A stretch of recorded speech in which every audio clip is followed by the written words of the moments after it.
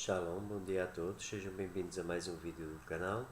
No vídeo de hoje vamos dar continuidade aos vídeos sobre as festas e o vídeo de hoje será o seguinte: porque é que os crentes em Yeshua devem observar as solenidades do Eterno? Ou seja, porque é que os crentes, como muitos irmãos conhecem, em Jesus, devem observar as festas do Eterno, nosso Pai, nosso Criador? Porque é que as solenidades do Eterno, instituídas em Levítico 23, devem ser observadas nos dias de hoje? Não terá sido o sacerdócio levítico substituído por um melhor sacerdócio, cujo sacerdote é Yeshua, como nos mostra Hebreus 7? A resposta é sim, irmãos. Os sacrifícios de animais deixaram de ser necessários porque foram substituídos pelo sacrifício de Yeshua e é o seu sangue derramado que intercede perpetuamente por todos aqueles que o aceitam e se voltam para o Eterno. Os sacrifícios de animais apontavam para um sacrifício perfeito, não é? Que se daria no futuro e que se cumpriu na primeira vinda de Yeshua, quando cravou todas as nossas iniquidades no madeiro. Mas o sacerdócio não terminou, já que é perpétuo. Peço perdão aos irmãos que eu estou um pouco constipado. Muitos argumentam que a observação das solenidades é uma das coisas que deixa de ser necessária porque é uma das coisas que foi cravada na cruz. A base para esse argumento é a interpretação errónea de alguns textos, como eu vou citar. Havendo arriscado a cédula, que era contra nós nas suas ordenanças, a qual de alguma maneira nos era contrária e a tirou do meio de nós, cravando-a na cruz. Este versículo é encontrado em Colossenses, no capítulo 2, no versículo 14. Em primeiro lugar, devemos perceber um ponto, irmãos. O que é pecado? A Bíblia mostra-nos que o pecado é a transgressão da lei. Logo, nós temos conhecimento do que é e do que não é pecado através da lei. O que foi cravado na cruz nunca poderia ter sido a lei, porque esta vigora perpetuamente, segundo diz o Salmo 119, no versículo 44, mas sim as nossas iniquidades.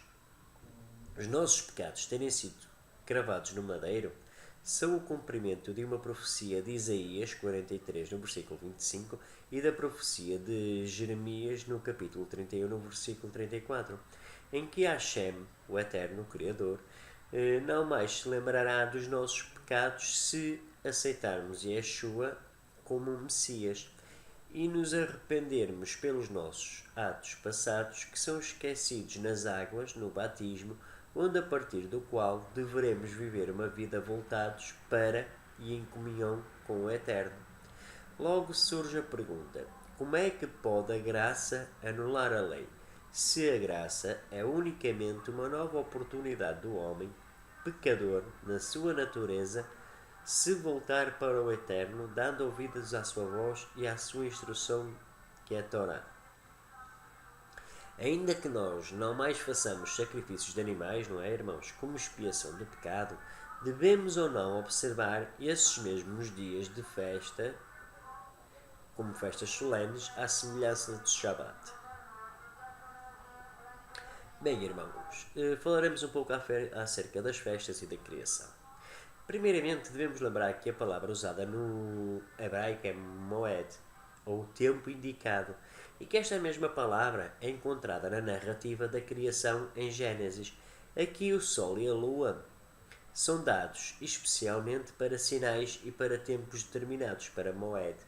E disse o Eterno: haja luminares na expansão dos céus, para haver separação entre o dia e a noite, e sejam eles para sinais e para tempos determinados, e para dias e anos. Encontramos isso em Gênesis 1, no versículo 14. A palavra traduzida como tempos determinados é Moadim. Exatamente a mesma palavra usada para descrever as festas em Levítico 23 e em outros locais da Tora. Mas porquê é que isto é importante? É importante porque mostra que as festas que o Eterno revela na Tora estão ligadas à criação. Isto quer dizer que o Eterno designou o universo em si, o Sol, a Lua e toda a estrutura planetária, para apontar os seus tempos determinados e regular as suas solenidades. Portanto, primeiramente, os Moadim são uma parte da ordem da criação e não apenas uma parte da aliança feita com Israel no Sinai, por todas as gerações. Em segundo lugar, a palavra de Hashem explicitamente diz que os Moadim permanecerão por todas as gerações de Israel perpetuamente.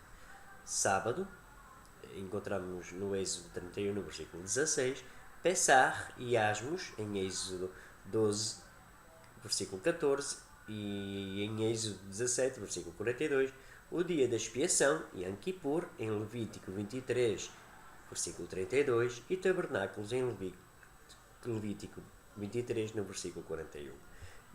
Portanto, quer para um israelita ou quer para alguém que está ligado a Israel pela fé, existe apenas uma Torá para todos.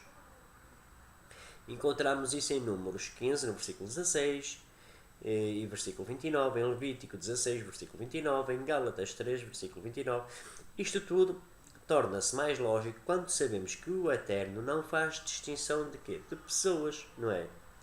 As implicações são claras. Se Israel é instruído a observar os Moadim do Eterno por todas as gerações, então todos aqueles que estão ligados a Israel pela fé no Eterno de Abraão, de Isaac e de Jacob, e no Messias e Yeshua, têm o mesmo dever de observar os tempos indicados por Hashem.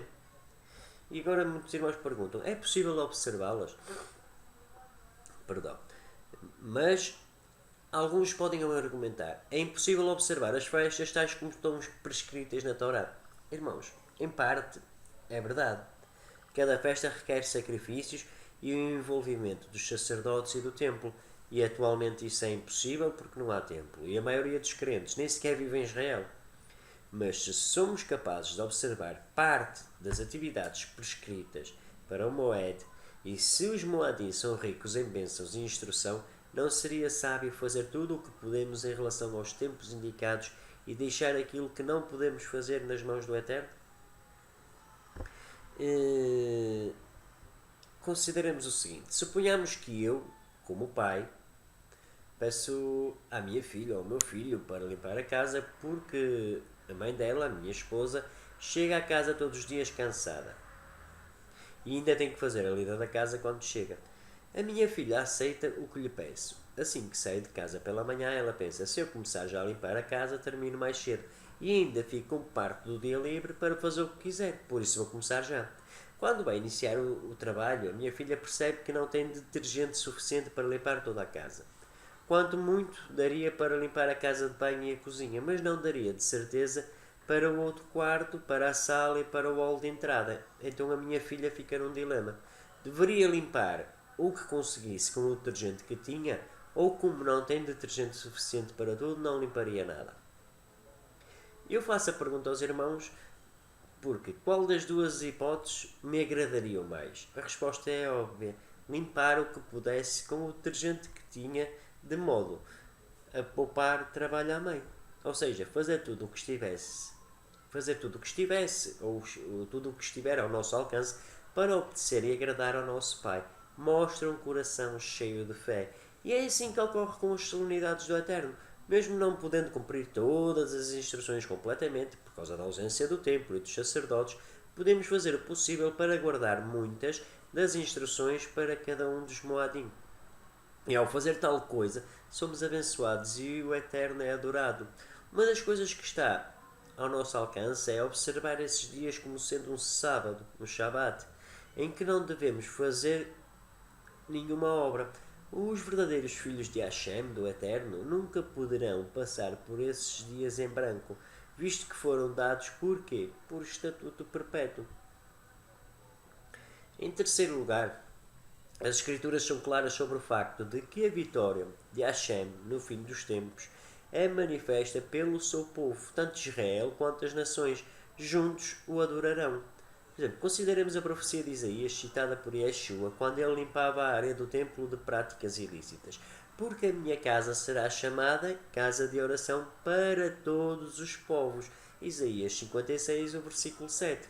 O contexto de Isaías 56 é claramente a reunificação de Israel para adorar ao Eterno. E esta adoração é caracterizada pela guarda do sábado, o primeiro dos Moadim. Encontramos isso em Levítico 23, no versículo 1 e 3. Perdão. E mais, o reino do Messias, caracterizado pela adoração do único e verdadeiro Eterno, Hashem, é marcado por todas as nações a celebrar a festa dos tabernáculos, o último moed do ciclo anual.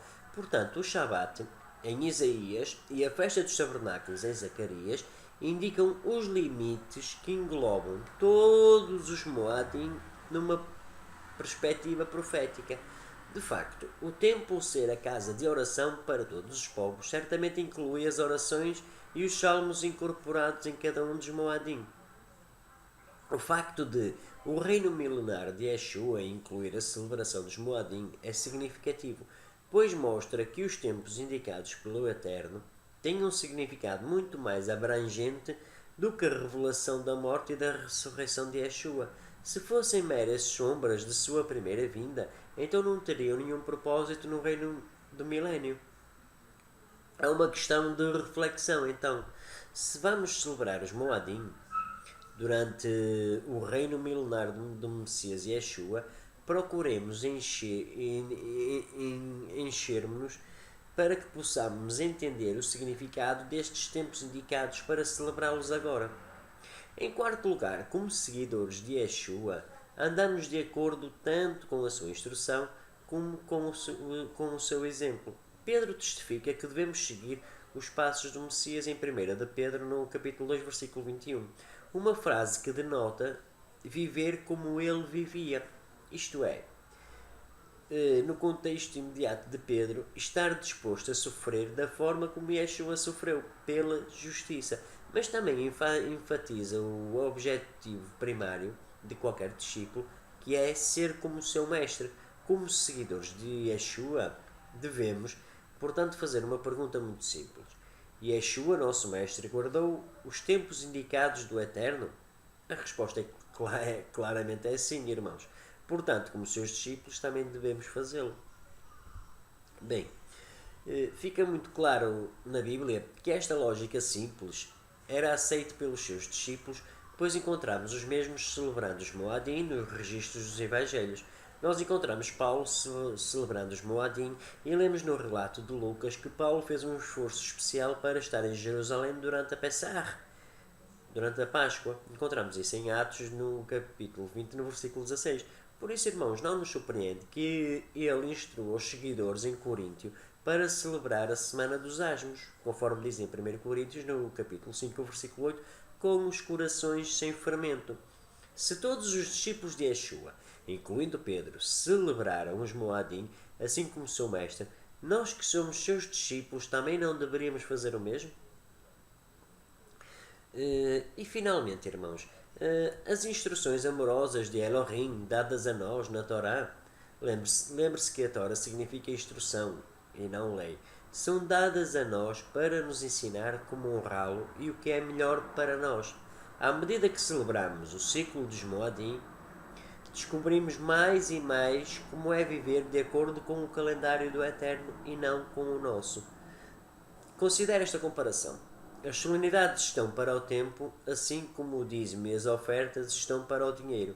Assim como crescemos em fé e em entendimento ao honrarmos a Elohim com dízimos e ofertas, também aprendemos sobre o seu plano redentor e o seu reinado soberano através das suas solenidades. Aprendemos que todo o tempo, assim como todos os nossos bens, pertencem a quem? A Ele. Ao honrá-lo, descansando e observando os dias das suas solenidades e concentrarmos nas lições que Ele pretende ensinar-nos, aprendemos a moldar e a ajustar os nossos planos de vida, tendo o Eterno como o centro de tudo. Por isso, irmãos, que o Eterno permita que nossas vidas, tanto nos pequenos detalhes quanto num todo, reflitam a sua glória e poder. Shalom a todos, irmãos, e até um próximo vídeo. Que o Eterno nos abençoe grandemente.